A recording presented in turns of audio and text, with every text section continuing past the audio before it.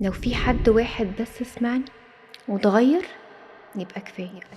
النهاردة الرسالة دي مبعوثة من شخص قريب مني، قصة شفتها بعيني، وقفت جنبها في لحظات كتير، وشفتها وهي بتقع وتقوم، بتتوه وترجع، كانت بتتكسف تحلم. هي لسه ما كملتش، لكن الرحلة دي لوحدها تستاهل تتحكي.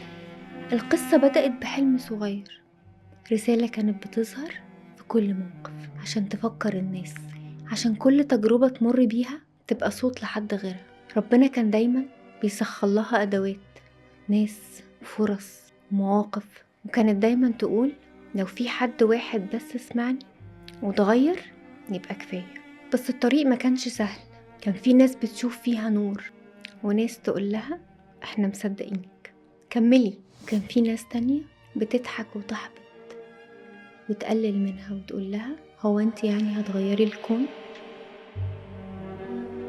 اللي بتحلمي بيه ده كبير قوي، امشي في السكة اللي الكل مشي فيها. بس هي وقفت وقالت لا، مش هسيب حلمي يتسرق، مش هعيش نسخة من حد تاني.